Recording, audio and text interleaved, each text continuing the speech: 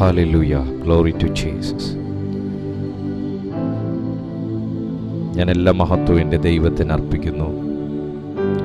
ഈ നല്ല പകലിൽ ദൈവത്തിൻ്റെ ജീവൻ പകരുന്ന തിരുവെഴുത്തുമായി ഒരിക്കൽ കൂടെ ദൈവത്തെ ഉയർത്തുവാനും മഹത്വപ്പെടുത്തുവാനും നിങ്ങളോട് ദൈവത്തെക്കുറിച്ച് സംസാരിക്കുവാനും സർവശക്തനായ ദൈവം എൻ്റെ ജീവിതത്തിൽ നൽകുന്ന ഈ നല്ല അവസരങ്ങൾക്കായി ഞാൻ എൻ്റെ ദൈവത്തെ അതിയായി വാഴ്ത്തുന്നു. ഇന്ന് പകലിലും ദൈവം വിളിച്ച് ചേർത്ത് തൻ്റെ നിത്യമൊഴികളെ പകർന്ന് പഠിപ്പിക്കുവാൻ, ബലപ്പെടുത്തുവാൻ, ശക്തീകരിക്കുവാൻ, പുതിയൊരു ചൈതന്യം നിങ്ങളുടെ മേൽ പകരുവാൻ ഈ പ്ലാറ്റ്ഫോമിലേക്ക് കൊണ്ടുവന്നിരിക്കുന്ന നിങ്ങളെ എല്ലാവരെയും കർത്താവായ യേശുക്രിസ്തുവിൻ്റെ നിസ്തുല്യമായ നാമത്തിൽ ഞാൻ എൻ്റെ ക്രിസ്തീയ വന്ദനങ്ങളെ അറിയിക്കുന്നു. നിങ്ങൾക്കെല്ലാവർക്കും ഒരു ശുഭദിനം ആശംസിച്ചുകൊണ്ട് ദൈവം എന്നെ ഏൽപ്പിച്ച അതിശക്തവും കാതലായതുമാകുന്ന ദൈവത്തിൻ്റെ തിരുവെഴുത്തിലേക്ക് ഞാൻ പ്രവേശിക്കുകയും നിങ്ങളെ എല്ലാവരെയും ആ തിരുവെഴുത്ത് കേൾവിക്കായി ഞാൻ ക്ഷണിക്കുകയും ചെയ്യുന്നു. നിങ്ങളുടെ ഉള്ളം ക്ഷീണിച്ചു മടുത്തു തുടങ്ങിയോ? ഈ ഒരു സന്ദേശം നിങ്ങൾ പൂർണ്ണമായും പൂർണ്ണ മനസ്സോടെയും പൂർണ്ണ ശ്രദ്ധയോടെയും കൂടെ കേൾക്കുകയാണെങ്കിൽ നിങ്ങളുടെ ജീവിതത്തിൽ ഒരു ഭയങ്കരമായിട്ടുള്ള ചേഞ്ചസ് കൊണ്ടുവരുവാൻ, മാറ്റങ്ങൾ കൊണ്ടുവരുവാൻ സർവശക്തനായ ദൈവം നമ്മെ സഹായിക്കും. കാരണം ഈ മീറ്റിങ്ങിന് വേണ്ടി, ഈ സന്ദേശത്തിന് വേണ്ടി ഞാൻ ഒരുങ്ങിയ സമയത്ത് അത്രയും വലിയ സ്പർശനമാണ് എൻ്റെ ആത്മാവിൽ എനിക്ക് അനുഭവപ്പെട്ടത്. ഇന്ന് ഈ സന്ദേശം കേട്ടു തുടങ്ങുമ്പോൾ തന്നെ നിങ്ങളുടെ പലരുടെയും ക്ഷീണങ്ങൾ ഈ സന്ദേശത്തിൻ്റെ ഒടുവിൽ മാറിയിട്ടുണ്ടാകും. നിങ്ങളിൽ പലരുടെയും മടുപ്പ് ഈ സന്ദേശത്തിൻ്റെ ഒടുവിൽ മാറിയിട്ടുണ്ടാകും. നിങ്ങളുടെ പലരുടെയും ഉള്ളം ഈ സന്ദേശത്തിൻ്റെ ഒടുവിൽ റിപ്പയർ ചെയ്യപ്പെട്ടിട്ടുണ്ടാവും. അത്രയും ശക്തമായ ആലോചനയാണ് ഇന്ന് കർത്താവ് നമുക്ക് ഓരോരുത്തർക്കും നൽകിയിരിക്കുന്നത്. നമ്മുടെ ക്രിസ്തീയ ജീവിതത്തിൽ നമുക്ക് ഉണ്ടാകാൻ സാധ്യതയുള്ള രണ്ട് കാര്യമാണ് ക്ഷീണവും മടുപ്പും. ഇത്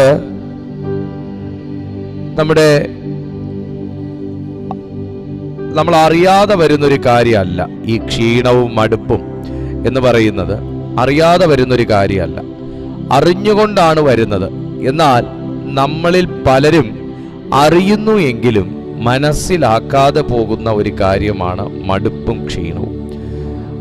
അത് സാത്താൻ്റെ ഒരു ഭയങ്കര തന്ത്രമാണ്.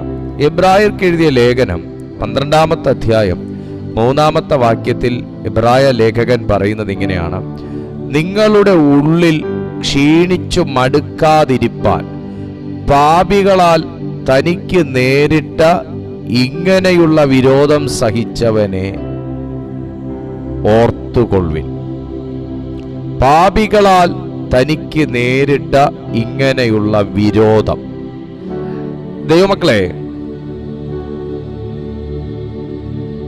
നമ്മുടെ ജീവിതത്തിൽ പ്രാർത്ഥനയ്ക്കുത്തരം കിട്ടാതെ മാത്രമല്ല ക്ഷീണം അനുഭവപ്പെടുന്നത്.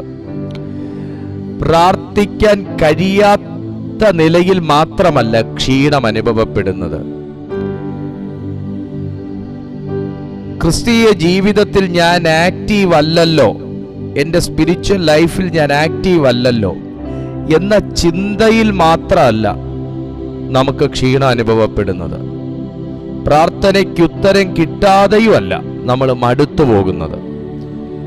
അതിനും പുറമെ പ്രാർത്ഥനയ്ക്കുത്തരം കിട്ടാത്തതിനേക്കാൾ പുറമെ നമുക്ക് നമ്മുടെ ജീവിതത്തിന് നേരെ ആഞ്ഞും കൊണ്ടുവരുന്ന ചില വിരോധങ്ങൾ, മനുഷ്യരിൽ നിന്നാകട്ടെ, കൂട്ടായ്മകളിൽ നിന്നാകട്ടെ, ബന്ധങ്ങളിൽ നിന്നാകട്ടെ, തൊഴിലിടങ്ങളിൽ നിന്നാകട്ടെ, നമുക്ക് നേരെ വരുന്ന വിരോധങ്ങൾ, നമുക്ക് നേരെ വരുന്ന ആരോപണങ്ങൾ നമ്മുടെ ജീവിതത്തിൽ അപ്രതീക്ഷിതമായി വരുന്ന സംഭവങ്ങൾ, ഇതൊക്കെ എന്താ ഈ ലോകത്തിൽ എനിക്ക് മാത്രം ഇങ്ങനെയുള്ള അവസ്ഥ, ഇത്ര വെറുപ്പാണോ ദൈവത്തിന് എന്നോട്, ഞാൻ ഇത്ര പാപിയാണോ എന്ന് നാം തന്നെ ചിന്തിക്കുന്ന നിലയിൽ ചില വിരോധങ്ങൾ നമുക്ക് നേരെ എഴുന്നേൽക്കുമ്പോൾ നമ്മുടെ ഉള്ളത്തിലുണ്ടാകുന്ന ഒരു പേരറിഞ്ഞുകൂടാത്ത അവസ്ഥയാണ് മടുപ്പ്. ആ സമയം നമുക്കൊരു മൂഡില്ല പ്രാർത്ഥിക്കാൻ, ഇന്ന് തോന്നുന്നില്ല, ഒരു അസ്വസ്ഥത തോന്നുന്നു എന്നൊക്കെ നമ്മൾ കരുതുന്നുവെങ്കിലും തിരുവെഴുത്ത് അതിനെ പറയുന്നത് മടുപ്പ് എന്നാണ്. അപ്പൊ ഇവിടെ എബ്രായ ലേഖകൻ ചൂണ്ടിക്കാണിക്കുന്ന ഏറ്റവും നല്ല ഒരു വ്യക്തിത്വമാണ് കർത്താവായ യേശു ക്രിസ്തു. ഈ ലോകത്തിൽ ഞാൻ ക്ഷീണിച്ചു പോകാൻ സാധ്യതയുണ്ട്, മടുത്തു പോകാൻ സാധ്യതയുണ്ട്, വിരോധങ്ങൾ നേരിടാൻ സാധ്യതയുണ്ട്. ഞാൻ സ്നേഹിച്ചവരിൽ നിന്ന്, ഞാൻ പ്രാർത്ഥിച്ചവരിൽ നിന്ന്, ഞാൻ സ്വന്തമായി കരുതിയവരിൽ നിന്ന്, ഞാൻ വളർത്തിയവരിൽ നിന്ന് എല്ലാം നമുക്ക് വിരോധങ്ങൾ നേരിടാൻ സാധ്യതയുണ്ട്, വിരോധങ്ങൾ ഉണ്ടാകാനുള്ള സാധ്യതയുണ്ട്. ഈ വിരോധം മുഴുവൻ സഹിച്ചവനെ ധ്യാനിക്കാനാണ് ലേഖകൻ നമ്മോട് പറയുന്നത്. യോനായുടെ പുസ്തകത്തിൽ വളരെ മനോഹരമായ ഒരു ഭാഗം നമുക്ക് കാണാൻ പറ്റും. അതിനു മുന്നേ ഞാൻ ഒരു കാര്യം താങ്കളോട് പറയട്ടെ. ദൈവം താങ്കളെ കണ്ടിരിക്കുന്ന വിളി എന്താണ് എന്നുള്ളത് പഠിക്കാനുള്ള ഒരു സന്ദേശം നമ്മൾ കഴിഞ്ഞ ദിവസം സംസാരിച്ചിരുന്നു. നമ്മുടെ വിളിയിലേക്ക് നോക്കുക എന്നുള്ളതാണ് ദൈവത്തിൻ്റെ ഇഷ്ടം, ദൈവത്തിൻ്റെ ആലോചന. എന്നാൽ യോനായുടെ പുസ്തകത്തിലേക്ക് നമ്മൾ പോകുന്ന സമയം യോനായെ കർത്താവ് ഒരു നിയോഗം കൊടുത്ത് അമിത്തായിയുടെ മകനായ യോനായിക്ക് യഹോവയിൽ നിന്നൊരു അരുളപ്പാടുണ്ടായി. ഒരു നിയോഗം കൊടുത്ത് അദ്ദേഹത്തെ നിനവയിലേക്ക് ദൈവം അയക്കുമ്പോൾ അദ്ദേഹത്തിൻ്റെ ജീവിതത്തിൽ ആ മനുഷ്യൻ ദൈവകൽപ്പനയ്ക്ക് എതിരെ നിന്നതിന് ശേഷം തൻ്റെ ജീവിതത്തിൽ വന്ന ഒരവസ്ഥയെക്കുറിച്ച് ആ മനുഷ്യൻ പറയുന്നത് എന്താണെന്നറിയാവോ? യോനായുടെ പുസ്തകം 2-ാമത്തെ അധ്യായം 7-ാമത്തെ വാക്യം. എൻ്റെ പ്രാണൻ എൻ്റെ ഉള്ളിൽ ക്ഷീണിച്ചു പോയപ്പോൾ ഞാൻ യഹോവയെ ഓർത്തു, എൻ്റെ പ്രാർത്ഥന തൻ്റെ വിശുദ്ധ മന്ദിരത്തിൽ നിന്റെ അടുക്കൽ എത്തി. ഞാൻ ഇനി അങ്ങോട്ട് പറയുന്ന വാക്യങ്ങൾ, ഞാൻ ഇനി അങ്ങോട്ട് പറയുന്ന കാര്യങ്ങൾ നിങ്ങൾ വളരെ ശ്രദ്ധയോടെ കേൾക്കണം. ഞാനും നിങ്ങളും ഒക്കെ യോനായുടെ പുസ്തകം വായിക്കുമ്പോൾ ഒന്നുമില്ലെങ്കിലും കർത്താവെ ഞാൻ യോനായെ പോലെ ആയില്ലല്ലോ എന്നൊക്കെ നമുക്ക് ചിന്ത വരാം. പക്ഷേ മറ്റൊരു യോനായായ ഒരുപാട് സന്ദർഭങ്ങൾ നമ്മുടെയൊക്കെ ജീവിതത്തിലുണ്ട്. നമ്മളതൊന്നും അറിഞ്ഞില്ല എന്ന് മാത്രം. നേരത്തെ ഈ മടുപ്പിൻ്റെയും ക്ഷീണത്തിൻ്റെയും കാര്യം പറഞ്ഞ പോലെ അറിഞ്ഞില്ല എന്ന് മാത്രം. പക്ഷേ ദൈവമക്കളെ, യോനായെ ദൈവം യഹോവയായ ദൈവം നിനവയെ മാനസാന്തരപ്പെടുത്താൻ വേണ്ടി തെരഞ്ഞെടുത്ത് പ്രസംഗിക്കാൻ പറഞ്ഞപ്പോൾ യോന തൻ്റെ ഉള്ളത്തിലുള്ള വെറുപ്പ് കാരണവും മടുപ്പ് കാരണവും യോന തർശീശിലേക്ക് ടിക്കറ്റ് എടുത്ത് പോയപ്പോൾ ദൈവം ആദ്യം ഒരു മത്സ്യത്തെ കൽപ്പിച്ച് ആക്കുകയും ആ മത്സ്യത്തിൻ്റെ വയറിൽ കിടന്ന് യോന പ്രാർത്ഥിക്കാൻ പഠിക്കുകയും ചെയ്തു. ഞാനൊരു ദൂത് താങ്കളോട് പറയാം. നമ്മുടെയൊക്കെ ജീവിതത്തിൽ നമ്മൾ ഏറ്റവും നന്നായിട്ട് പ്രാർത്ഥിച്ചത് ഇതുപോലുള്ള ചില ട്രാപ്പിനകത്ത് പെട്ടതിന് ശേഷമാണ്. എനിക്ക് കുറച്ചും കൂടെ ഇഷ്ടം പറയാൻ, നമ്മളൊക്കെ ചില ട്രാപ്പിനകത്ത് പെടാൻ ദൈവം അനുവദിച്ചതും കൂടെ കൊണ്ടാണ്. എൻ്റെയൊക്കെ ജീവിതം ശരിക്കും പറഞ്ഞാൽ അങ്ങനെയൊക്കെയുള്ള ട്രാപ്പിനകത്ത് ഞാൻ പെട്ടതുകൊണ്ടും ദൈവം അതിനനുവദിച്ചതുകൊണ്ടുമാണ് പ്രാർത്ഥിക്കാൻ പഠിച്ചത്. യോനായെക്കുറിച്ച് പറയുമ്പോൾ പ്രാർത്ഥിച്ചിറങ്ങിയ ആളാ, വീട്ടിൽ നിന്ന് പ്രാർത്ഥിച്ചിറങ്ങിയ ആളാ, ഒരു തീരുമാനം എടുത്ത ആളാ. പക്ഷേ പട്ടണത്തിലോട്ട് വന്നപ്പോൾ വണ്ടി കണ്ടപ്പോൾ ഒന്ന് ടിക്കറ്റ് മാറ്റിയെടുക്കണമെന്ന് തോന്നി. ഞാനൊരു ദൂത് താങ്കളോട് പറയട്ടെ. നമ്മുടെയൊക്കെ ജീവിതത്തിൽ പ്രാർത്ഥിച്ചാണ് ക്രിസ്തീയ ജീവിതം ആരംഭിച്ചത്. പല തീരുമാനങ്ങളോടും കൂടെയാണ് നമ്മൾ സ്നാനമേറ്റത്. പല തീരുമാനങ്ങളോടും കൂടെയാണ് പുതുവർഷത്തിൽ നമ്മളൊക്കെ ആരംഭിച്ചത്. 2000 നമ്മൾ തീരുമാനം എടുത്തു, 2001 എടുത്തു, 2010 എടുത്തു, ഇപ്പത് 2013 എടുത്തു, ഇപ്പത് 2023 നമ്മൾ തീരുമാനം എടുത്തു. പക്ഷേ നമ്മൾ എടുത്ത തീരുമാനങ്ങൾ പൂർണ്ണമായിട്ട് പാലിക്കാൻ, അല്ല ഒരു 50% പാലിക്കാൻ നമ്മെ കൊണ്ട് പറ്റിയിട്ടുണ്ടോ? എടുത്ത തീരുമാനത്തിലാണോ ഉറച്ചു നിൽക്കുന്നത്? എത്രയോ പ്രാവശ്യം ടിക്കറ്റുകൾ മാറി മാറി മാറി എടുത്തു, സ്റ്റേഷൻ മാറി മാറി മാറി ഇറങ്ങി, മാറി മാറി മാറി പല കാര്യങ്ങളിലും നമ്മളൊക്കെ വിട്ടുവീഴ്ചകൾ വരുത്തി നമ്മളൊക്കെ ഇതുവരെ എത്തിയിട്ടും തിരിഞ്ഞൊന്ന് നോക്കിയാൽ ഏറ്റവും കൂടുതൽ വിട്ടുവീഴ്ചകൾ ചെയ്തിട്ടുള്ളത് മക്കളുടെ കാര്യത്തിനല്ല, കുടുംബകാര്യത്തിനല്ല, വസ്ത്രം വാങ്ങുന്ന കാര്യത്തിലല്ല, ഭക്ഷണം കഴിക്കുന്ന കാര്യത്തിലല്ല, ജോലി ചെയ്യുന്ന കാര്യത്തിലല്ല. വിട്ടുവീഴ്ചകൾ കൂടുതലും നമ്മളൊക്കെ ചെയ്തിട്ടുള്ളത് ആത്മീയ ജീവിതത്തിലും പ്രാർത്ഥനയിലും ദൈവവചന വായനയിലും മാത്രമല്ലേ? നമ്മൾ കല്യാണത്തിന് പോകാൻ മുടങ്ങിയില്ല. ഒരാൾ മരിച്ചാൽ അവിടെ പോയി അന്നത്തെ ദിവസം കാണാൻ പറ്റിയില്ലേലും മരണം അറിഞ്ഞെങ്കിലും പോണ്ടല്ലേ, നാളെ അവരുടെ മുഖത്ത് നോക്കേണ്ടതല്ലേ എന്ന് ചിന്തിച്ച് നമ്മൾ അവിടെ പോകാൻ നമ്മൾ മടിച്ചില്ല, മറന്നില്ല. നമ്മൾ പാലുകാച്ചിന് പോകാൻ മറന്നില്ല, നമ്മൾ കുഞ്ഞുങ്ങളെയും കൊണ്ട് പുറത്തു പോകാൻ മറന്നില്ല. ഈ ആഴ്ച പറ്റിയില്ലെങ്കിലും അടുത്ത ആഴ്ചയിൽ നമ്മൾ ചെയ്യുന്നുണ്ട്, എന്ത് ഡീവിയേഷൻ എടുത്ത് നമ്മൾ ചെയ്യുന്നുണ്ട്. പക്ഷേ ഏറ്റവും കൂടുതൽ നമ്മളൊക്കെ മാറ്റി മാറ്റി മാറ്റി വെക്കുന്നത് ദൈവകാര്യങ്ങൾ തന്നല്ലേ? ക്ഷീണിച്ചു തുടങ്ങിയോ, മടുത്തു തുടങ്ങിയോ എന്ന് ചിന്തിക്കുന്നത് നല്ലതല്ലേ? ഈ സമയം മുതൽ യോന മത്സ്യത്തിന്റെ വയറ്റിൽ വെച്ച് തന്റെ ദൈവമായ യഹോവയോട് പ്രാർത്ഥിച്ചു. ഒരു ട്രാപ്പിനകത്ത് താൻ പെട്ടപ്പോ തനിക്ക് മനസ്സിലായ സത്യം ഇതാണ്: താൻ മഹാമത്സ്യത്തിന്റെ വയറ്റിലും തന്റെ പ്രാണൻ പാതാളത്തിലുമായിരിക്കുന്നു എന്ന് ഗ്രഹിച്ചപ്പോഴാണ് യോന ദൈവത്തോട് നിലവിളിച്ചത്. യോനായിക്ക് ഗ്രഹിക്കാനുള്ള ബുദ്ധി ആ സമയമാണ് തുറന്നു കിട്ടിയത്. ചില പാതാള സമാനമായ അവസ്ഥകളിലൊക്കെ ദൈവം പലപ്പോഴും നമ്മളെയൊക്കെ അനുവദിക്കുന്നതിന്റെ കാരണം ആ സമയത്തേക്കെങ്കിലും നമ്മുടെ ബുദ്ധി ഒന്ന് തുറക്കട്ടെ, നമ്മുടെ തലയൊന്ന് പ്രവർത്തിക്കട്ടെ എന്ന് വിചാരിച്ചാണ്. യോന പറയുന്ന വാക്ക് 7-ാമത്തെ വാക്യത്തിൽ, എന്റെ പ്രാണൻ എന്റെ ഉള്ളിൽ ക്ഷീണിച്ചു പോയപ്പോൾ ഞാൻ യഹോവയെ ഓർത്തു. നമ്മുടെ സാഹചര്യങ്ങളും സൗകര്യങ്ങളും സന്തോഷവും എല്ലാം വർദ്ധിക്കുമ്പോൾ, ബന്ധങ്ങളും എല്ലാം വർദ്ധിക്കുമ്പോൾ നമ്മൾ ആദ്യം മറന്നു പോകുന്നത് നമുക്ക് കണ്ണിൽ കാണാൻ കിട്ടാത്ത, നമുക്ക് കേട്ട് കേട്ട് കേട്ട് മാത്രം ഇരിക്കുന്ന ദൈവം എന്ന ഒരു വ്യക്തിത്വത്തെയാണ്.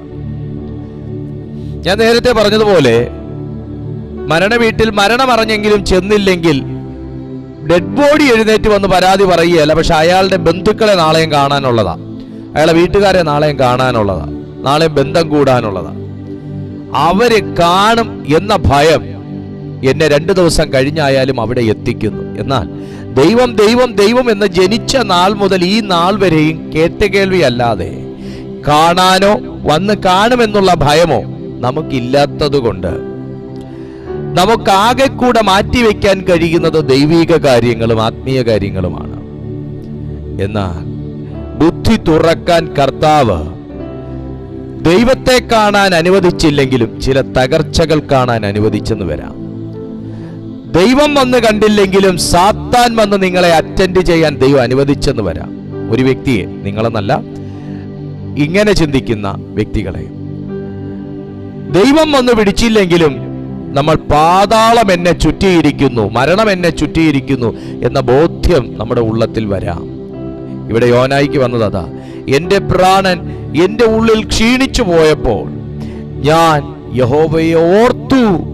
എന്റെ പ്രാർത്ഥന നിന്റെ വിശുദ്ധ മന്ദിരത്തിൽ നിന്റെ അടുക്കൽ എത്തി. 4-ാമത്തെ അധ്യായത്തിലേക്ക് ചെല്ലുമ്പോ യോന പറയുന്ന വാക്കിന് വീണ്ടും വീര്യവും മൂർച്ചയും കൂടുകയാണ്. തന്റെ അനുഭവങ്ങൾക്ക് സഹനങ്ങൾക്ക് വർധനവ് വരികയാണ്. 4-ാമത്തെ അധ്യായം 8-ാമത്തെ വാക്യത്തിൽ അദ്ദേഹം പറയുന്നത് ഇങ്ങനെയാണ്: സൂര്യൻ ഉദിച്ചപ്പോൾ ദൈവം അത്യുഷ്ണമുള്ള ഒരു കിഴക്കൻ കാറ്റ് കൽപ്പിച്ചു വരുത്തി. വെയിൽ യോനയുടെ തലയിൽ കൊള്ളുകയാൽ അവൻ ക്ഷീണിച്ചു മരിച്ചാൽ കൊള്ളാമെന്ന് ജീവിച്ചിരിക്കുന്നതിനേക്കാൾ മരിക്കുന്നത് നല്ലത് എന്നും എനിക്ക് നന്ന് എന്ന് പറഞ്ഞു. നോക്കിയ ദൈവമക്കളെ, നിനവയ്ക്ക് എന്ത് ദോഷം സംഭവിക്കും എന്ന് കാണാൻ വേണ്ടി കാത്തിരുന്ന യോനയുടെ തലയിലേക്ക് ദിവസവും കാണുന്ന സൂര്യനിൽ നിന്ന് ഒരു ചൂട് തന്റെ തലയിലേക്ക് ഏൽപ്പിച്ചു കൊടുത്തപ്പോ അങ്ങ് മരിച്ചാൽ കൊള്ളാമെന്ന് ചിന്തിക്കത്തക്ക തരത്തിലുള്ള പൊള്ളല് തനിക്ക് അനുഭവിച്ചു എന്നാണ് അദ്ദേഹം സാക്ഷ്യപ്പെടുത്തുന്നത്. ദൈവമക്കളെ, നമ്മളൊക്കെ നിത്യവും കാണുന്ന പലതിൽ നിന്നും നമുക്കൊന്നും ഒരു ചൂടും തട്ടാതെ വണ്ണം ദൈവം നമ്മളെയൊക്കെ നടത്തുന്നത് നമ്മുടെ പ്രാർത്ഥനയുടെ മികവ് കൊണ്ടോ, നമ്മുടെ കാലിബർ കൊണ്ടോ, നമ്മൾ ദൈവത്തെ കൈമണി കൊടുത്ത് ഒതുക്കി വെച്ചിരിക്കുന്നത് കൊണ്ടോ ഒന്നുമല്ല. ദൈവത്തിന്റെ കൃപയാ. നമ്മുടെ ഉള്ളം ക്ഷീണിച്ചു മടുത്തു തുടങ്ങിയോ? യോന ദൈവത്തെ വളരെ സിമ്പിൾ ആൻഡ് സില്ലി ആയിട്ടാണ് കണ്ടിരുന്നത്. എന്നാൽ എനിക്ക് ഇന്ന് ഈ പ്രഭാത സന്ദേശത്തിൽ അങ്ങയോട് അറിയിക്കാനുള്ളത്, നിങ്ങൾ ഈ ഭൂമിയിൽ എന്തിനെ സിമ്പിളായിട്ട് കണ്ടാലും സില്ലി ആയിട്ട് കണ്ടാലും നെവർ മൈൻഡ് എന്ന് കരുതിയാലും നിങ്ങൾ ദൈവകാര്യത്തെ അങ്ങനെ കാണരുത്. ജീവിതത്തിലെ പല സാഹചര്യങ്ങളും നമ്മെ ക്ഷീണിപ്പിക്കുകയും മടുപ്പിക്കുകയും ചെയ്യും. ഞാൻ ഇന്ന് നിങ്ങളോട് ചോദിക്കുകയാണ്, നിങ്ങൾ പ്രാർത്ഥിച്ചു മടുത്തു തുടങ്ങിയോ? പ്രാർത്ഥനയുടെ ഉത്തരം കിട്ടാതെ നിങ്ങൾ ക്ഷീണിച്ചു തുടങ്ങിയോ? നിർത്താം ഇതൊക്കെ എന്ന് തോന്നി തുടങ്ങിയോ? മരിച്ചു കളയാമെന്ന് ചിന്തിച്ചോ?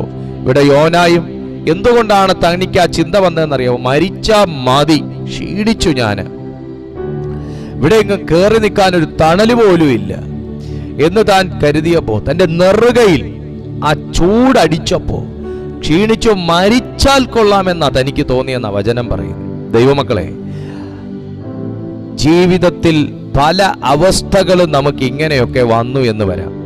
ഇതൊക്കെ ദൈവഹിതമല്ലാത്തൊരു ചിന്തയും ദൈവഹിതമല്ലാത്ത ഒരു തോന്നലും നമ്മുടെ ഉള്ളിൽ കൊണ്ടുവരാൻ വേണ്ടിയിട്ടാണ്. എന്നാൽ ഇങ്ങനെയൊക്കെ വരുമ്പോൾ നിങ്ങളുടെ ഉള്ളിൽ ക്ഷീണിച്ചു മടുക്കാതിരിപ്പാൻ ഭാവികളാൽ തനിക്ക് നേരിട്ട ഇങ്ങനെയുള്ള വിരോധം സഹിച്ചവനെ ധ്യാനിച്ചുകൊള്ളുവീൻ, ധ്യാനിച്ചുകൊള്ളുവീൻ, ധ്യാനിച്ചുകൊള്ളുവീൻ. താൻ ആ മരക്കുരിശുമായി ആ കാൽവറി കൊലക്കളത്തിലേക്ക് താൻ നടന്നെടുക്കുമ്പോ വെയിലുകൊണ്ടു അവൻ മടുത്തില്ല. ഇതുപോലെ നെറുകയിൽ വെയിൽ കൊണ്ടു അങ്ങ് മരിച്ചാൽ മതിയായിരുന്നു മുകളറ്റം എത്തുന്നതിന് മുന്നേ എന്ന് താൻ കരുതിയില്ല. ആ ക്രൂശ് തന്റെ ചുമലിൽ താൻ ചുമക്കുമ്പോഴും തനിക്കതൊരു ഭാരമായി തോന്നിയില്ല. കാരണം അതിനേക്കാൾ ഭാരമുള്ള സ്നേഹം എന്നെക്കുറിച്ചും അങ്ങയെക്കുറിച്ചും തന്റെ ഹൃദയത്തിൽ താൻ സൂക്ഷിച്ചിരുന്നു. നിങ്ങളുടെ ഉള്ളിൽ ക്ഷീണിച്ചു മടുക്കാതിരിപ്പാൻ പാപികളാൽ തനിക്ക് നേരിട്ട ഇങ്ങനെയുള്ള വിരോധം ധ്യാനിച്ചവൻ, ഇങ്ങനെയുള്ള വിരോധം സഹിച്ചവനെ ധ്യാനിച്ചുകൊള്ളുവിൻ. ഇത് പ്രഭാതത്തിലും മാന്യ സുഹൃത്തെ, നിങ്ങളുടെ ജീവിതത്തിൽ ആശിച്ച കാര്യം നടക്കാത്തതിനെ പ്രതി നിങ്ങൾക്കൊരു മടുപ്പുണ്ടോ? സ്വപ്നങ്ങളൊന്നും സാക്ഷാത്കരിക്കപ്പെടാത്തതിന്റെ പേരിൽ മടുപ്പുണ്ടോ? ക്രിസ്തീയ ജീവിതം ഒരു ക്ഷീണമായും മടുപ്പായും തോന്നിത്തുടങ്ങിയോ? എന്നാൽ യോനയെ പുനർസമർപ്പണത്തിന് പ്രാപ്തനാക്കാൻ എന്റെ ദൈവത്തിനൊരു തിമിംഗലത്തെ ആവശ്യമായിരുന്നു. തിമിംഗലത്തിന്റെ വയറിനെ പാതാളമായിട്ടാണ് ദൈവം യോനയ്ക്ക് വെളിപ്പെടുത്തിയത്. ദൈവമക്കളെ, ജീവിതത്തിൽ എവിടെയെങ്കിലുമൊക്കെ നാം ട്രാപ്പിൽ അകപ്പെടുമ്പോൾ, എവിടെയെങ്കിലുമൊക്കെ നമ്മൾ പാതാള സമാനമായിടത്തേക്ക് താണുപോകുന്നു എന്ന് തോന്നുമ്പോൾ, നിങ്ങൾ ആരും മടുത്തു പോകല്ല്, മറന്നു പോകല്ല്. സർവശക്തനായ ദൈവം ഇനിയും ഒരു പുനർസമർപ്പണത്തിന് എനിക്കും നിങ്ങൾക്കും അവസരമുണ്ട് എന്നാണ് ആ അവസ്ഥയിലൂടെ വെളിപ്പെടുത്തുന്നത്. ആ 7-ാമത്തെ വാക്യത്തിലേക്ക് വരുമ്പോ, 5-ാമത്തെ വാക്യത്തിലേക്ക് വരുമ്പോ, വെള്ളം പ്രാണനോളം എന്നെ വളഞ്ഞു, ആഴി എന്നെ ചുറ്റി, കടൽപ്പുല്ലെനിക്ക് തലപ്പാവായിരുന്നു. ഞാൻ പർവ്വതങ്ങളുടെ അടിവാരങ്ങളോളം ഇറങ്ങി. ഭൂമി തന്റെ ഓടാമ്പലുകളാൽ എന്നെ സദാകാലത്തേക്ക് അടച്ചിരുന്നു. നീയോ എന്റെ ദൈവമായ യഹോവേ, എന്റെ പ്രാണനെ കുഴിയിൽ നിന്ന് കയറ്റിയിരിക്കുന്നു. ദൈവമക്കളെ, ഇതുപോലെ കടൽപ്പുല്ല് തലപ്പാവാകുകയും വെള്ളം പ്രാണനോളം വളയുകയും ആഴി നിന്നെ ചുറ്റുകയും പർവ്വതങ്ങളുടെ അടിവാരങ്ങളോളം ഇറങ്ങുകയും ഭൂമി തന്റെ ഓടാമ്പലുകളാൽ സദാകാലത്തേക്ക് നിന്റെ വാതിലുകളും വഴിയും അടയ്ക്കുകയും ചെയ്ത സ്ഥാനത്തും, അതേ പ്രിയപ്പെട്ട സുഹൃത്തെ, ആ അവസ്ഥകൾക്കകത്തൊന്നും എന്നെയും നിങ്ങളെയും പെടുത്താതെ എന്റെയും നിങ്ങളുടെയും മുറിപ്രാർത്ഥനകൾ ദൈവത്തിന് പ്രസാദമെന്നെണ്ണി ആ നാശകരമായ കുഴിയിൽ നിന്നും കുഴഞ്ഞ ചേറ്റിൽ നിന്നും നമ്മയൊക്കെ കൈതന്ന് വീണ്ടെടുത്ത സർവശക്തനായ ദൈവസന്നിധിയിൽ നിൽക്കാനുള്ള നിന്റെ പ്രാഗൽഭ്യത്തിനകത്ത് ഇന്നൊരു ക്ഷീണവും മടുപ്പും നിനക്ക് തുടങ്ങിയിട്ടുണ്ടോ? എന്നാൽ ദൈവാത്മാവ് പലരെയും ഇന്ന് പ്രഭാതത്തിൽ തിരിച്ചു വിളിക്കുകയാണ്. ഒരു പുനർസമർപ്പണത്തിന് ഇനിയും അവസരമുണ്ട്. ഒരു വരവിന് ഇനിയും അവസരമുണ്ട്. ദൈവമേൽപ്പിച്ച നിയോഗങ്ങളിലേക്ക് പ്രവേശിപ്പാൻ ഇനിയും അവസരമുണ്ട്.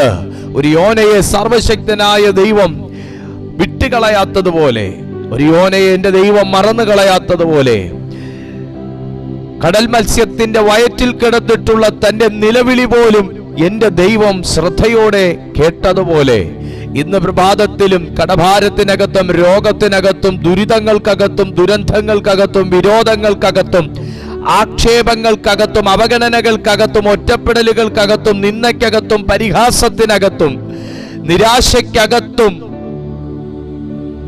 പെട്ടുപോയി കിടന്ന് നിലവിളിക്കുന്ന താങ്കളുടെ നിലവിളി അതൊരു കണ്ണുനീരായോ നെടുവീർപ്പായോ ഏങ്ങലായോ അത് പുറത്തേക്ക് ഒഴുകിക്കൊണ്ടിരിക്കുന്നെങ്കിൽ ഇന്ന് പ്രഭാതത്തിൽ അതൊരു പ്രാർത്ഥനയല്ല എന്ന് പറഞ്ഞ് നിരസിക്കുന്ന ദൈവത്തെക്കുറിച്ചല്ല ഞാൻ പ്രസംഗിക്കുന്നതും സംസാരിക്കുന്നതും. ആ കണ്ണുനീരിന് വില കൽപ്പിക്കുന്ന ഏങ്ങലുകളെ ശ്രദ്ധയോടെ സ്വീകരിക്കുന്ന, നിന്റെ ഹൃദയത്തിന്റെ സ്പന്ദനങ്ങളെ വ്യക്തമായി മനസ്സിലാക്കുന്ന ഒരു സർവശക്തനായ ദൈവത്തെക്കുറിച്ചാണ് ഞാൻ ഇന്ന് പ്രഭാതത്തിൽ സംസാരിക്കുന്നത്. മടങ്ങി വരാനും ഒരു പുനർസമർപ്പണത്തിനും ഇനിയും അവസരമുണ്ട്. കർത്താവേ, അങ്ങ് ഉദ്ദേശിക്കുന്ന നിലയിൽ എനിക്കൊന്ന് കയറണമെന്ന് നിങ്ങളിൽ ആരെങ്കിലും പറയാൻ തയ്യാറാണെങ്കിൽ എൻ്റെ ദൈവം അതിന് താങ്കളെ സഹായിക്കുക തന്നെ ചെയ്യും. എൻ്റെ ദൈവം നിങ്ങളുടെ ക്ഷീണങ്ങളുടെ അവസ്ഥയിൽ നിന്നും മടുപ്പിന്റെ അവസ്ഥയിൽ നിന്നും നിങ്ങളെ ഉദ്ധരിക്കുക തന്നെ ചെയ്യും. അതെ, പ്രാർത്ഥനയ്ക്ക് മറുപടി കിട്ടാതിരിക്കുകയില്ല സഹോദര സഹോദരി. നിങ്ങൾ മടുക്കരുത്. നിങ്ങളുടെ പ്രാർത്ഥന ദൈവം ശ്രദ്ധിക്കാതെ ഇരിക്കുകയില്ല. തന്റെ ജീവിതത്തിൽ ഇങ്ങനെ തോന്നിപ്പോയി, വെള്ളം പ്രാണനോളം വളയുമ്പോഴും ആഴി തന്നെ ചുറ്റുമ്പോഴും കടൽപ്പുല്ല് തനിക്ക് തലപ്പാവായിരിക്കുമ്പോഴും പർവ്വതങ്ങളുടെ അടിവാരങ്ങളോളം ഇറങ്ങിച്ചെല്ലുമ്പോഴും ഭൂമി തന്റെ ഓടാമ്പലുകളാൽ സദാകാലത്തേക്കും തന്റെ വഴികളെ അടച്ചു കളഞ്ഞപ്പോഴും തനിക്ക് ഇങ്ങനെ തോന്നിപ്പോയി, ഇനി എനിക്കൊരു മടങ്ങിവരവില്ലേ, ഇനി എനിക്കൊരു മടങ്ങിവരവില്ലേ, ഇനി എനിക്കൊരു ജീവിതമില്ലേ, ഇനി എനിക്കൊരു സന്തോഷമില്ലേ, ഇനി എനിക്കൊരു ഐഡന്റിറ്റി ഇല്ലേ? യോന എന്ന വ്യക്തി ഇവിടെ അവസാനിക്കുകയാണോ ദൈവമേ എന്ന് താൻ ചോദിച്ചു പോയി. ദൈവമക്കളെ, ഇതൊക്കെ ഒരു പുനർസമർപ്പണത്തിന് വേണ്ടിയിട്ടായിരുന്നു എന്ന് താൻ പിന്നീടാണ് മനസ്സിലാക്കിയത്. അതെ, 7-ാമത്തെ വാക്യത്തിൽ എൻ്റെ പ്രാണൻ എൻ്റെ ഉള്ളിൽ ക്ഷീണിച്ചു പോയപ്പോൾ ഞാൻ യഹോവയെ ഓർത്തു. മക്കളെ, നമ്മുടെയൊക്കെ ഓർമ്മ കുറവാണ് ഈ കടൽപ്പുല്ല് തലപ്പാവാകുന്നതും പർവ്വതങ്ങളുടെ അടിവാരത്തോളം പോലും നമ്മളൊക്കെ താഴ്ന്നു പോകുന്നതും വാതിലുകൾ അടയുന്നതുമൊക്കെ ഓർമ്മക്കുറവാ. ദൈവത്തെക്കുറിച്ചുള്ള ബോധയില്ലായ്മയാണ്. അതുകൊണ്ട് ഇന്ന് പ്രഭാതത്തിൽ ആരോടൊക്കെയോ ദൈവാത്മാവ് പറയുകയാണ്, ഈ പ്രാർത്ഥന മതിയോ, ഈ ധ്യാനം മതിയോ, ഇങ്ങനെയൊക്കെ മതിയോ, ഇത്രയൊക്കെ മതിയോ, ഇത്രയൊക്കെ നിങ്ങളെ കൊണ്ട് കഴിയത്തുള്ളോ? ഇതൊക്കെ ഞാൻ ഓർക്കുകയും ചിന്തിക്കുകയും ചെയ്യേണ്ട കാര്യമാണ്. അതുകൊണ്ട് ഒരു പുനർസമർപ്പണത്തിന് ഇനിയും അവസരമുണ്ട്. ഒരു പുനർസമർപ്പണത്തിന് ഇനിയും അവസരമുണ്ട്. ഇന്ന് ആരാണ് തയ്യാറ് ഇങ്ങനെ പറയാൻ? 9-ാമത്തെ വാക്യത്തിൽ വരുമ്പോൾ ആള് ഒരു തീരുമാനത്തിൽ എത്തുകയാണ്. ഞാനോ സ്തോത്രനാദത്തോടെ നിനക്ക് യാഗമർപ്പിക്കും, നേർന്നിരിക്കുന്നത് ഞാൻ കഴിക്കും. ഇന്ന് ഞാൻ ആരോടൊക്കെയോ പ്രഭാതത്തിൽ പറയുക, നിങ്ങൾ ദൈവത്തിന് നേർച്ച നേർന്നിട്ടുണ്ടോ? മക്കളുടെ കാര്യത്തിന് വേണ്ടി, മരുമക്കളുടെ കാര്യത്തിന് വേണ്ടി, നിങ്ങളുടെ കാര്യത്തിന് വേണ്ടി നിങ്ങൾ നേർന്ന നേർച്ച നിങ്ങൾ കഴിച്ചോ? നിങ്ങൾ അത് മറന്നോ? കാര്യം കഴിഞ്ഞപ്പോൾ അത് മറന്നോ? എന്നാൽ ഇന്ന് ദൈവാത്മാവ് ആരോടോ ഈ വചനത്തിലൂടെ ഓർമ്മിപ്പിക്കുകയാണ്, ഞാൻ നേർന്നിരിക്കുന്നത് കഴിക്കും, നേർന്നിരിക്കുന്നത് ഞാൻ കഴിക്കും. രക്ഷ യഹോവയുടെ പക്കൽ നിന്ന് വരുന്നു. എന്നാൽ യഹോവ മത്സ്യത്തോട് കൽപ്പിച്ചിട്ട് അത് യോനയെ കരയ്ക്ക് ഛർദ്ദിച്ചു കളഞ്ഞു. വയറിനകത്ത് അല്ല, വയറെന്ന് പറയണ്ട, ആ പ്രശ്നത്തിനകത്ത് കിടന്ന് പ്രാർത്ഥിക്കേണ്ട പോലെ പുള്ളി പ്രാർത്ഥിച്ചപ്പോ തലയിൽ പിടിച്ചിരുന്ന കടൽപ്പുല്ലും മാറി, തന്റെ പ്രാണനെ ചുറ്റിയ വെള്ളവും പുറകിലോട്ട് വലിഞ്ഞു. പർവ്വതത്തിന്റെ അടിവാരത്ത് നിന്ന് ശരവേഗത്തിൽ മുകളിലേക്കും എടുത്തു. ഭൂമി അടച്ചിരുന്ന വാതിലെല്ലാം തുറന്നു കൊടുക്കുകയും ചെയ്തു. നേരെ ആള് കരയ്ക്ക് വന്ന് വീണു. ഇന്ന് പകലിലും ഈ സന്ദേശം കേട്ടോണ്ടിരിക്കുമ്പോൾ വെള്ളത്തിനകത്ത് കിടന്ന് നിലവെള്ളം ചവിട്ടുന്ന ചിലരെ നോക്കി ഞാൻ ആത്മനിറവിൽ പറയുക, ഒരു പുനർസമർപ്പണത്തിന് തയ്യാറാണെങ്കിൽ നിങ്ങൾ കരതൊടും. നിങ്ങളെ വെള്ളത്തിനകത്തുനിന്ന് കർത്താവ് പൊക്കും. ഒരു മനുഷ്യന്റെ കരവും വേണ്ട. പ്രിയപ്പെട്ട കുടുംബമേ, നിങ്ങൾ ദൈവസന്നിധിയിൽ നിൽക്കേണ്ട പോലെ നിന്നാൽ, നിങ്ങൾ ദൈവത്തോട് വിധേയത്വമുള്ളവരും വിശ്വസ്തനുമായി തീർന്നാൽ, ദൈവം താങ്കളുടെ അവസ്ഥയ്ക്ക് വ്യത്യാസം വരുത്തും. ഞാൻ നേർന്നത് ഞാൻ കഴിക്കും. ഞാൻ നേർന്നത്, നിങ്ങൾ ദൈവത്തിന് നേർന്നിട്ടുണ്ടോ? നിങ്ങളെ തലമുറകളെ നേർന്നിട്ടുണ്ടോ? നിങ്ങളെ ദൈവത്തിന് നേർന്നിട്ടുണ്ടോ? നിങ്ങൾ ദൈവത്തിന് എന്തേലും വഴിപാട് നടത്താൻ നിങ്ങൾ നേർന്നിട്ടുണ്ടോ? കർത്താവെ, ഞാൻ ഇന്നത് ചെയ്തേക്കാൻ നേർന്നിട്ടുണ്ട്. ദൈവം നിങ്ങളെ ഓർമ്മിപ്പിക്കുക. ഈ പ്രഭാതത്തിൽ കർത്താവ് നിങ്ങളെ ഓർമ്മിപ്പിക്കുക. കർത്താവെ, ഇന്ന ഒരു നന്മ എനിക്ക് സംഭവിച്ചാൽ കർത്താവെ, ഞാൻ അങ്ങേക്കിത് ചെയ്യാം. നിങ്ങൾ നേർന്നിട്ടുണ്ടോ? ദൈവം അത് ഓർമ്മിപ്പിക്കുക. കാരണം പ്രാണനെ വിടുവിച്ച കർത്താവ്, അത് യഹോവയുടെ പക്കൽ നിന്ന് വന്നൊരു രക്ഷയാന്ന് തിരിച്ചറിഞ്ഞൊരു യോന ഒരു പുനർസമർപ്പണത്തിന് തയ്യാറാകുന്നത് പോലെ ഇന്ന് ഈ സന്ദേശത്തിലൂടെ ആരെയൊക്കെയോ ദൈവം ബലപ്പെടുത്തുകയാണ്. സഹോദരി, നിന്നെ ദൈവം മറന്നിട്ടില്ല. ബ്രദറെ, നിന്നെ ദൈവം മറന്നിട്ടില്ല. നിങ്ങളുടെ ഉള്ളിൽ ക്ഷീണിച്ചു മടുക്കാതിരിപ്പാൻ പാപികളാൽ തനിക്ക് നേരിട്ട ഇങ്ങനെയുള്ള വിരോധം സഹിച്ചവനെ ധ്യാനിച്ചു കൊള്ളുവിൻ. തയ്യാറാണോ? നിങ്ങൾ തയ്യാറാണോ? ഈ ദൈവത്തോട് കൂടെ നിൽക്കാൻ തയ്യാറാണോ? എത്രയോ അവസ്ഥകൾ ഇതുപോലെ നമ്മെ പിടിച്ച് ബന്ധിക്കുന്ന അവസ്ഥകൾ. മരിച്ചാ മതിയായിരുന്നു എന്നുവരെ കരുതിയ സ്ഥാനത്ത് ഇത് പ്രവാചകന്മാരിലും ഉണ്ടായിട്ടുണ്ട്, ഏലിയാവിനുണ്ടായിട്ടുണ്ട്. പക്ഷേ ഞാൻ പറയട്ടെ, ഈ വെള്ളം നിന്നെ ചുറ്റിയത് നിന്നെ പുറകിലോട്ട് വലിക്കാനല്ല, നിന്നെ മുമ്പിലോട്ട് തള്ളാനാ. യോനയെ മത്സ്യം വിഴുങ്ങിയപ്പോൾ യോന കരുതി തീർന്നു, എൻ്റെ ജീവിതം, എൻ്റെ ഐഡന്റിറ്റി തീർന്നു. പക്ഷേ അത് മുന്നോട്ട് കൊണ്ട് കരയിലേക്ക് തള്ളിയിടാനാ. ഒരു തിരിച്ചറിവ് വരാനാ കർത്താവ് ചിലത് ജീവിതത്തിൽ അനുവദിക്കുന്ന കേട്ടോ. ഒരു തിരിച്ചറിവ് വരാനാ. ഒരു പുനർസമർപ്പണത്തിന് വേണ്ടിയാ. കാരണം ഇതല്ല നിന്റെ റേഞ്ച്. കർത്താവ് നിങ്ങളോട് പറയും, ഇതല്ല നിന്റെ റേഞ്ച്. നിങ്ങളുടെ പ്രാർത്ഥനയുടെ റേഞ്ച് ഇതല്ല. നിങ്ങളുടെ സ്തുതിപ്പിന്റെ റേഞ്ച് ഇതല്ല. നിങ്ങളുടെ അന്യഭാഷയുടെ റേഞ്ച് ഇതല്ല. നിങ്ങളുടെ ശുശ്രൂഷയുടെ റേഞ്ച് ഇതല്ല. സ്വർഗം ദൈവം ആഗ്രഹിക്കുന്ന നിലയിലേക്ക് ഉയർത്തിയെടുക്കാൻ, വളർത്തിയെടുക്കാൻ, കൊണ്ടുപോകാൻ, ഉപയോഗിക്കാൻ ഇന്ന് പ്രഭാതത്തിൽ ഈ സന്ദേശം കേൾക്കുന്ന ചിലരെ ആത്മാവ് തൊടുകയാണ്. ഞാൻ സമർപ്പിക്കുന്ന കർത്താവേ എന്ന് പറയുന്ന ചിലരിലേക്ക് ആ ദൈവശക്തി തീവ്രമായി ഇറങ്ങുകയാണ്. ഒന്ന് പ്രാർത്ഥിച്ചേ. കർത്താവേ, ഞാൻ എന്റെ നേർച്ച കഴിക്കും. ഞാൻ നേർന്നതിനെ ഞാൻ ഇപ്പോൾ ഓർക്കുന്നു.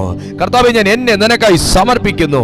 എനിക്ക് ഈ ശുശ്രൂഷ പോരാ, എനിക്ക് ഈ കൃപ പോരാ, എനിക്ക് ഈ വിശുദ്ധി പോരാ, എനിക്ക് പ്രാർത്ഥന പോരാ എന്ന് തിരിച്ചറിയുന്ന താങ്കളുടെ ജീവിതത്തിൽ താങ്കളുടെ തലയ്ക്ക് ചുറ്റിയിരിക്കുന്ന, താങ്കളെ ചിന്തിക്കാൻ വിടാതെ, ഏറ്റെടുത്ത തീരുമാനവും ഏറ്റെടുത്ത ദൗത്യവും ചെയ്യാൻ അനുവദിക്കാതെ താങ്കളെ ചുറ്റി വലിഞ്ഞിരിക്കുന്ന ചില കടൽപ്പുല്ലുകൾ നിന്റെ തലയിൽ നിന്ന് ഈ പ്രഭാതത്തിൽ പൊട്ടിമാറുകയാണ്. സ്വീകരിക്കുക. ഇന്ന് പകലിൽ ഒരു വിടുതലിന്റെ ശുശ്രൂഷ ഇതിനകത്ത് ദൈവാത്മാവ് ചെയ്തെടുക്കുകയാണ്. ഇത് സ്വദേശത്തും വിദേശത്തും ഒരുപോലെ തൊടുന്ന ഒരു സന്ദേശമാണ്. അതേ, നിന്റെ ജീവിതത്തിൽ, താങ്കളുടെ ജീവിതത്തിൽ, നിങ്ങളുടെ ജീവിതത്തിൽ ഭൂമിയുടെ ഓടാമ്പല്ലുകൾ, വാതിലുകൾ സകലതും അടച്ചിട്ടാലും ഇന്ന് പകലിൽ ഒരു തീരുമാനം എടുക്കുന്നവന്റെ മുമ്പിൽ ആ ഓടാമ്പല്ലുകൾ മാറി നിൽക്കും. വഴികൾ തുറന്നു വരട്ടെ. Oh Jesus, മടുക്കരുത്. പ്രാർത്ഥനയിൽ മടുക്കരുത്. ക്ഷീണിക്കല്ല്. വിട്ടുകളയരുത്. ദൈവത്തിന് താങ്കളെ വേണം. ഓ രാമാശ്യാന്തേ, come on.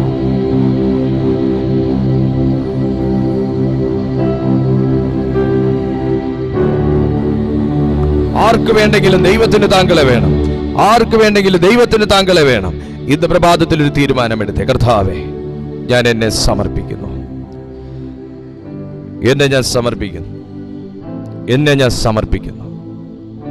താങ്കളുടെ ജീവിതത്തിൽ ഉള്ളം ക്ഷീണിച്ച് മടുത്തു തുടങ്ങിയാൽ, എബ്രായർക്ക് എഴുതിയ ലേഖനം 12:3 പറയുന്നു, നിങ്ങളുടെ ഉള്ളിൽ ക്ഷീണിച്ചു മടുക്കാതിരിപ്പാൻ പാപികളാൽ തനിക്ക് നേരിട്ട ഇങ്ങനെയുള്ള വിരോധം സഹിച്ചവനെ ധ്യാനിച്ചുകൊള്ളുവിൻ. പിതാവേ, ഞങ്ങൾ ഇന്ന് അങ്ങയുടെ സന്നിധിയിലേക്ക് ഈ അനുഗ്രഹീതമായ തിരുവെഴുത്തുമായി അടുത്തു വരുന്നു. ഈ വചനത്താൽ ഞങ്ങളെ അവിടെ നിന്ന് പ്രഭാതത്തിൽ ഉറപ്പിച്ചതിനായി സ്തോത്രം. ഞങ്ങളെ ശക്തീകരിച്ചതിനായി നന്ദി. ഈ തിരുവെഴുത്ത് കേട്ട ഓരോ ജനത്തിനായി ഞാൻ പ്രാർത്ഥിക്കുന്നു. അവിടുന്ന് ഇവരെ ദൈവം ബ്ലസ് ചെയ്തതിനായി, സ്പർശിച്ചതിനായി ഞങ്ങൾ സ്തോത്രം ചെയ്യുന്നു. ഇവരെല്ലാം ഒരുപോലെ അനുഗ്രഹിക്കപ്പെടട്ടെ. അങ്ങയുടെ വചനം ഈ ജനത്തെ തൊട്ടിരിക്കാൻ നന്ദി. മഹത്വം മുഴുവൻ അങ്ങേക്ക്, യേശുവിൻ നാമത്തിൽ തന്നെ, ആമേൻ. ഈ മെസ്സേജിന് ഒരു ലൈക്ക് കൊടുക്കാതെ പോകരുത്. ചാനൽ സബ്സ്ക്രൈബ് ചെയ്യാതെ പോകരുത്. ഈ സന്ദേശം മറ്റുള്ളവർക്കും കൂടെ മിനിമം ഒരാൾക്കെങ്കിലും നിങ്ങൾ ഷെയർ ചെയ്ത് കൊടുത്തിട്ട് ഈ സന്ദേശം ഒന്ന് കാണാൻ പറയുക. അവരുടെ ജീവിതത്തിൽ വലിയ അനുഗ്രഹം ഉണ്ടായി മാറും. അവരും കർത്താവിൻ്റെ മക്കളായി തീരട്ടെ. അവരും വിശ്വാസത്തിൽ വർദ്ധിക്കട്ടെ. അവർക്കും ദൈവം കൃപകൾ പകരട്ടെ. നമ്മുടെ ഓരോ ഷെയറിങ്സും അതിന് സഹായിക്കുമെങ്കിൽ നമ്മൾ മടുക്കരുത്. നിങ്ങളുടെ പ്രാർത്ഥനാ വിഷയങ്ങൾ ഈ കാണുന്ന നമ്പറിൽ വാട്സാപ്പിലോ കോൾസിലോ നിങ്ങൾ അറിയിച്ചാൽ ഞങ്ങൾ തീർച്ചയായിട്ടും നിങ്ങൾക്കായി പ്രാർത്ഥിക്കും. ദൈവം വലിയ കാര്യം നമ്മുടെ ജീവിതത്തിൽ ചെയ്യട്ടെ. അടുത്ത ദിവസം, അടുത്ത സമയം പുതിയൊരു സന്ദേശവുമായി കാണുന്നത് വരെ അത്യുന്നതന്റെ ചിറകിന്റെ കീഴിൽ കർത്താവ് നമ്മളെല്ലാവരെയും സൂക്ഷിക്കട്ടെ. I bless you in Jesus' almighty name. Amen. Have a great day. Goodbye.